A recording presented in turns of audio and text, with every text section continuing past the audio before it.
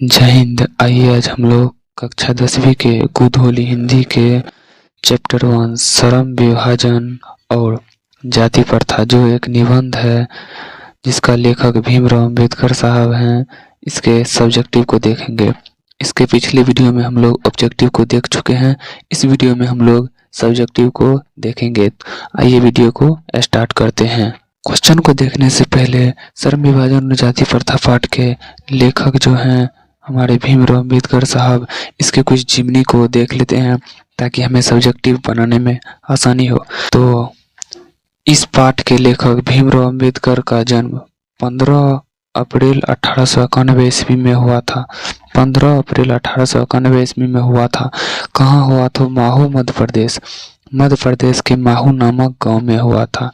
एक दलित परिवार में हुआ था। भीमराव अंबेडकर साहब का जन्म एक दलित परिवार में हुआ था। उन्होंने उच्चतर शिक्षा के लिए कहाँ गया था? उन्होंने उच्चतर शिक्षा के लिए अमेरिका, लंदन गया था। यानी उन्होंने उच्चतर शिक्षा अमेरिका और लंदन से प्राप्त किया है।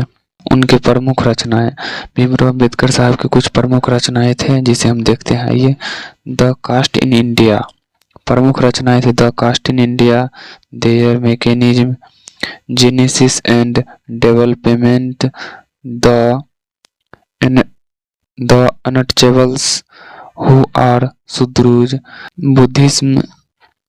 Buddhism and communism. Buddhism and communism ये ज़्यादा इम्पोर्टेंट नहीं है। बुद्ध एंड हिस ये बहुत इम्पोर्टेंट है। बुद्ध एंड हिस ये बहुत इम्पोर्टेंट है। The rise and fall of the Hindu women, annihilation of caste. Annihilation of caste ये बहुत इम्पोर्टेंट है। एनिहिलेशन ऑफ कास्ट ये बहुत इम्पोर्टेंट है। एनिहिलेशन ऑफ कास्ट का हिंदी रूपांतरण ललई सिंह यादव ने किया था। आपको बोले थे ना एनिहिलेशन ऑफ कास्ट इम्पोर्टेंट है क्योंकि प्रमुख रचना भीमराव अंबेडकर साहब के प्रमुख रचना थे, प्रमुख में भी प्रमुख रचना थे एनिहिलेशन ऑफ कास्ट, जिसका हिंदी रूपांतरण किसने किया था? तो ललई सिंह यादव ने हिंदी रूपांतरण किया था। बाबा साहेब भीमराव अम्बेडकर का जन्म 1956 ईस्वी में कहाँ हुआ था? दिल्ली में। निधन, बाबा साहेब भीमराव अम्बेडकर का निधन 1956 ईस्वी में दिल्ली में हुआ था। यहाँ से क्वेश्चन स्टार्ट होता है। तो आइए देखते हैं क्वेश्चन का। प्रश्न नंबर 1 में बोल रहा है किस विडंबना की बात करते हैं? विडंबना का स्वरूप क्या है? इसका कहना है भीमराव अम्बेडकर साहब किस विडंबना की बात करते हैं, उस विडंबना का स्वरूप क्या है, उसका मतलब क्या है? आंसर, लेखक के उत्तर, विडंबना की बात यह है कि इस आधुनिक युग में भी जातिवाद पोषक की कमी नहीं है। भीमराव अम्बेडकर साहब का मानना था कि इस आधुनिक युग में भी जातिवाद के पोषक यानी जातिवाद को मानने वालों की कमी नहीं थी। क्वेश्चन नंबर 2 में है जातिवाद के पोषक उसके पक्ष में क्या तर्क देते थे? जातिवाद के पोषक जो जातिवाद को मानते थे वो तो जातिवाद के बारे में कुछ अच्छे ही बोल रहे होंगे। यही भीमराव अम्बेडकर साहब जानना चाहते थे तो क्या तर्क देते हैं। तो आइए देखते हैं। उत्तर है जातिवाद के पोषक यानी जातिवाद को मानने वाले इस आधुनिक समाज में कार्यकुशलता के लिए श्रम विभाजन को आवश्यक मानता है। जो जातिवाद के पोषक थे, जो जातिवाद को मानते थे, वो समाज में कार्य कुशलता के लिए जातिवाद को आवश्यक मानता था, वो जरूरी था, उसका कहना था। और कहते हैं कि जाति प्रथा भी श्रम विभाजन का ही दूसरा रूप है, इसीलिए इसमें कोई बुराई नहीं है। इसका कहना है जातिवाद भी श्रम विभाजन का दूसरा रूप है। श्रम विभाजन का मतलब क्या होता है? श्रम विभाजन का मतलब होता है श्रम यानी काम। श्रम का मतलब होता है काम। काम के आधार पर लोगों को बांटना श्रम विभाजन कहलाता है, जो कि सही नहीं है। अगला है प्रश्न नंबर 3 में है जातिवाद के पक्ष में दिए गए तर्क पर लेखक की प्रमुख आपत्तियां क्या है? तो जातिवाद जो तर्क देते थे भीमराव अम्बेडकर साहब को, उस पर क्या आपत्तियां थी?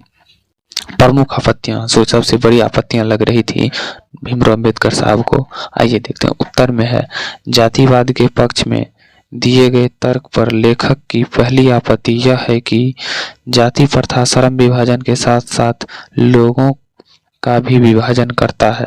बोले थे ना, जाति के आधार पर लोगों का भी विभाजन सही बात नहीं है, क्योंकि किसी भी जाति के आधार पर आप लोगों को नहीं बांट सकते हैं। धर्म विभाजन निश्चय ही सभ्य समाज की आवश्यकता है, परंतु किसी सभ्य समाज में कार्य के साथ साथ लोगों को भी विभाजन सही नहीं है। लोगों का भी विभाजन सही नहीं है। कोई भी काम के आधार पर अगर लोगों को बांटते हैं तो सही है, ये सही नहीं है।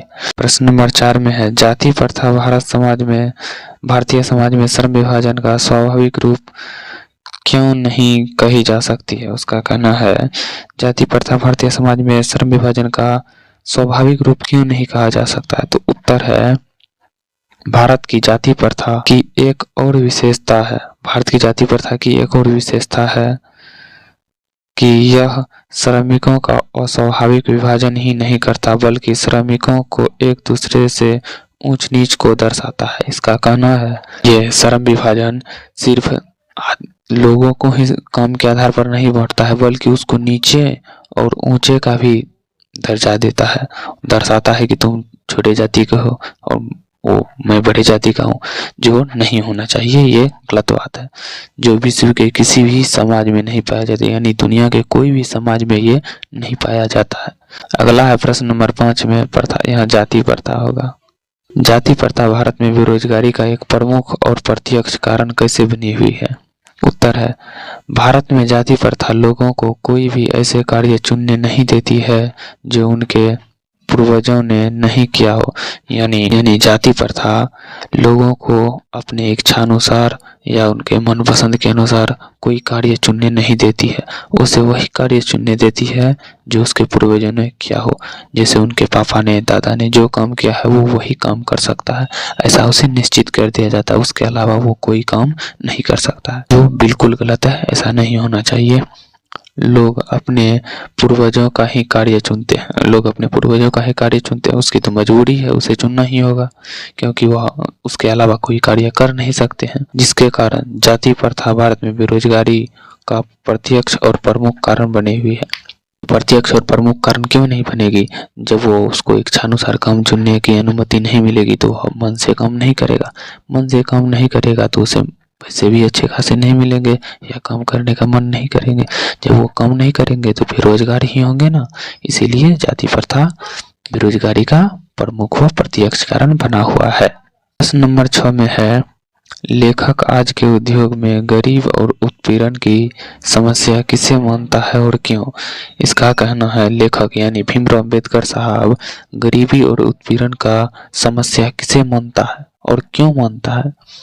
आइए देखते हैं। लेखक कहता है, लेखक गरीबी और उत्पीड़न से भी बड़ी समस्या है जाति प्रथा। उसका कहना, गरीबी और उत्पीड़न से उससे भी बड़ी समस्या है जाति प्रथा, क्योंकि जाति प्रथा लोगों को उनके स्वभाव के अनुसार कार्य चुनने की अनुमति नहीं देती।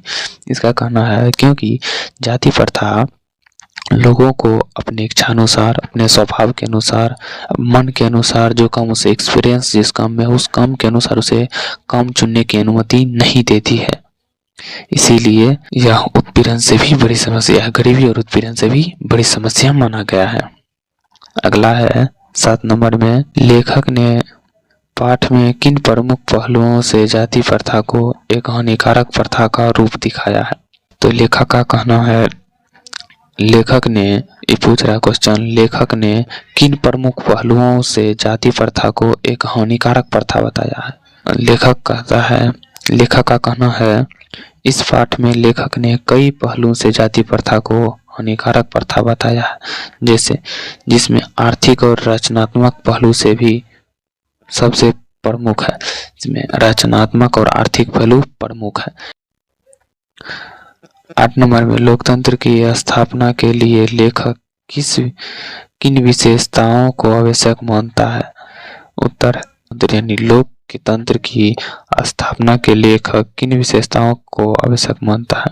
इसका कहना है, लेखक लोकतंत्र यानी कि लोग को अपने इच्छानुसार काम करने के लिए, कोई भी काम करने की अनुमति मिल सके, इसके लिए उसे किन चीज को वह आवश्यकता मानता है, विशेषताओं को आवश्यकता मानता है। किन विशेषताओं को आवश्यकता मानता है। उत्तर, लोकतंत्र की स्थापना के लिए लोकतंत्र की स्थापना के लिए लेखक ने लोगों के बीच दूध और पानी के मिश्रण जैसे भाईचारों का आवश्यक माना है। लोगों के बीच यानी एक दूसरे के बीच, वो बड़े जाति का हो, छोटे जाति का हो, छोटा काम करता हो, बड़ा काम करता हो, उससे कोई फर्क नहीं पड़ता है।